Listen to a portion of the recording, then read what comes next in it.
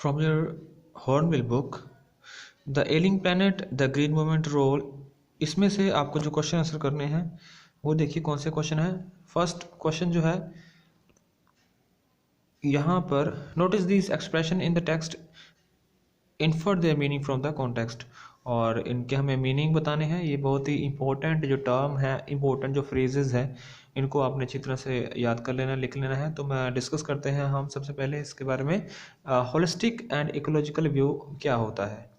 You can see in your answer, a holistic and ecological view, it refers to the view that calls for the preservation of the planet and understanding the importance of earth resources and environment for the future generation।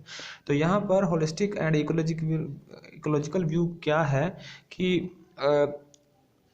ये अर्थ से related है, जो हमारा planet है, जो हमारा ग्रह है, उससे रिलेटेड है कि कैसे हमें उसको प्रिजर्व करना है, कैसे उसकी संभाल करनी है और उसकी क्या इम्पोर्टेंस है, और इन्वायरमेंट की, वातावरण की, हमारी जो फ्यूचर जनरेशन है उनके लिए क्या इम्पोर्टेंस है।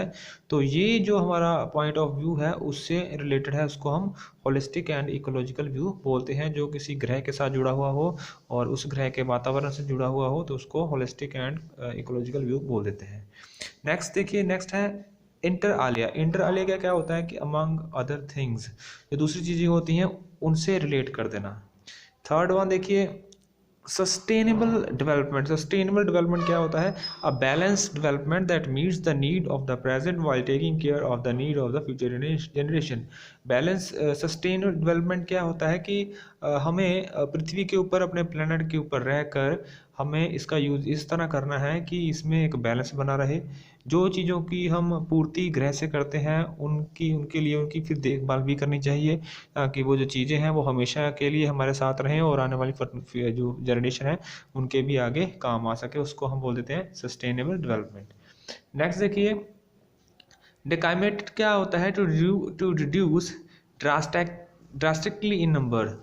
जो हमारा दिन प्रतिदिन जो हमारे जंगल हैं उनकी जो एक संख्या है वो दिन प्रतिदिन घटती जा रही है, कम हो जा रही है, इसको हम बोल देते हैं डेकमेटेड, यानी किसी का विनाश होना या कम होना।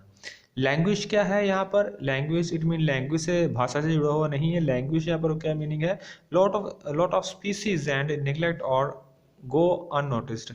बहुत सारी जो जातियाँ हैं हमारे यहाँ प्लेनेट में, जानवरों की प्रजातियां हैं, पेड़ों की प्रजातियां हैं, तो उनसे रिलेटेड जो जुड़ा हुआ टॉपिक है उसको यहाँ पर लैंग्वेज कहा गया है। जिसको हम निगलेक्ट कर रहे हैं और अननोटिस्ड कर रहे हैं, उनको हम देखते नहीं हैं, उनको हम जानते नहीं हैं, तो उसको हम क्या बोल देते हैं, लैंग्वेज। नेक्स्ट देखिए, कैटास्ट्रॉफिक डेप्लेनेशन। कैटास्ट्रॉफिक डेप्लेनेशन क्या होता है, a destructions and harmful reduction in the number of something।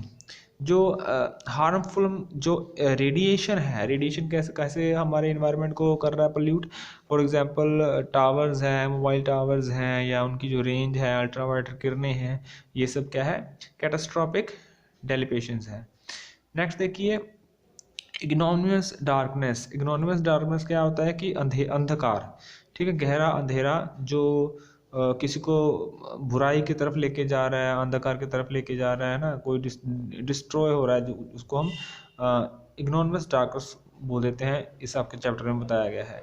Disgraced और डिसऑनर्ड, यानी किसी की चीज़ की कदर ना करना, जिसको डिसऑनर कर देना। Nobody has known about them और it is enlightenment about them. और वो हमारे लिए, हम मज़े में रह रहे हैं, बट वो क्या होता है कि हम मज़े में जो हम अपने मज़े को बाद में हम अपनी सज़ा बना लेते हैं, ठीक है। नेक्स्ट देखिए, ट्रांसेंडिंग कंसर्न। ट्रांसेंडिंग क्या होता है कि एक जनरेशन से दूसरी जनरेशन में हम कुछ भी डिलीवर करते हैं तो उसको ट्रांसेंडिंग कंसर्न बोल देते हैं। एक concern that surpasses generations boundaries। It is not only about the present but also about the future, not only about people but also about the planet। तो यहाँ पर क्या लिखा हुआ है कि ट्रांसेंडिंग कंसर्न क्या है कि हम धरती के ऊपर सबसे ज़्यादा इम्पोर्टेंट क्या है, सबसे ज़्यादा इम्पोर्टेंट हमारा प्लेनेट ही है। अगर हम प्लेनेट हमारा रहेगा तो हमारा फ्यूचर रहेगा, हम यहाँ पर रहेंगे, हमारी जनरेशन यहाँ पर रहेंगी। अगर हमारा प्लेनेट ही सेव नहीं है तो यहाँ पर कुछ भी नहीं रहेगा। नेक्स्ट देखिए, नेक्स्ट क्वेश्चन है, what does the world most dangerous animal at the cage in the zoo at Lusaka, Zambia.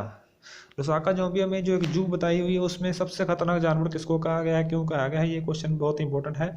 और इसको क्या लिखा हुआ है, the notice outside a cage in the zoo at Lusaka, Zambia reads that the world most dangerous animal। वहाँ पर एक जू है लुसाका जोम्बिया में, वहाँ पर जू के बाहर लिखा हुआ है कि मोस्ट, वहाँ पर एक पिंजरा है और पिंजरे के बाहर लिखा हुआ है कि most dangerous animal, and inside the cage there is no animal but a mirror where one can see his image. और पिंजरे में कोई भी जानवर नहीं है, उसमें एक शीशा लगाया हुआ है और उस शीशे में इंसान अपने खुद का चेहरा देखता है। It is sarcastic way of making man realise how they are responsible for the destruction of so many species which has resulted in the depletion of resources and deterioration of environment. तो वहाँ पर अपनी चेहरा देखकर शीशे में किसी भी इंसान को रियलाइज़ होता है कि कैसे जो है मैंने खुद से ही अपनी पूरी की पूरी जो प्लानट है उसको वह डिस्ट्रॉय करने में लगा हुआ है, इन्वायरमेंट को डिस्ट्रॉय करने में लगा हुआ है।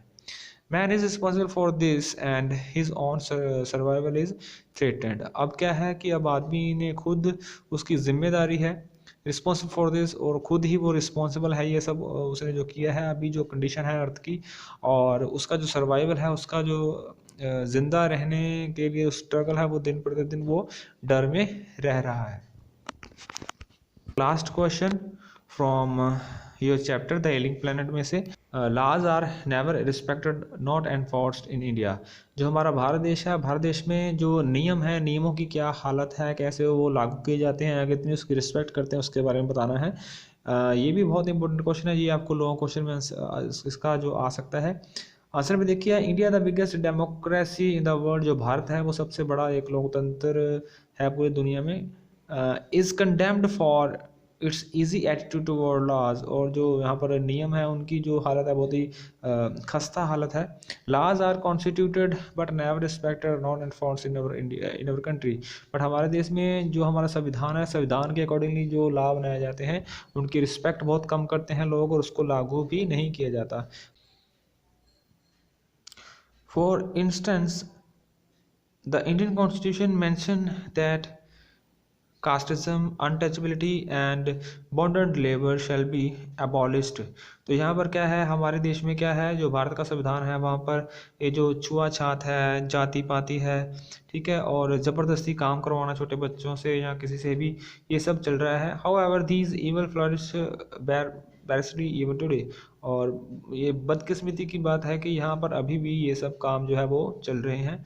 The author points out that article 48A of India constitution, जो यहाँ पर जो ऑथर है द एनी प्लैनेट का, वो कह रहा है कि हमारा भारत का देश का जो संविधान है उसमें एक आर्टिकल है 48A, वहाँ पर क्या लिखा हुआ है, pronounce that the state shall endeavour to protect and improve the environment and to safeguard the forest and wildlife over the country. और संविधान में लिखा गया है कि भारत देश के जितने भी नागरिक हैं उनका फ़र्ज़ बनता है, उनकी रिस्पॉन्सिबिलिटी बनती है कि हमारे देश की जो वाइल्ड लाइफ है, हमारे देश का जो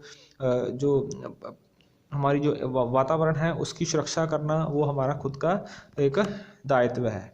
however little is done in favour of this. चाहे इस आर्टिकल के बारे में कुछ इसके इसके इसके बारे में सही बोलते हैं, इसके फेवर में है, but we see is a near catastrophic depletion of forest over the last 4 decades। But जो 4 दहाके हैं, 100 साल का एक दहाका होता है, 4 दहाकों में ये जो संख्या है ये दिन प्रतिदिन फॉरेस्ट की, जंगलों की कम ही होती जा रही है।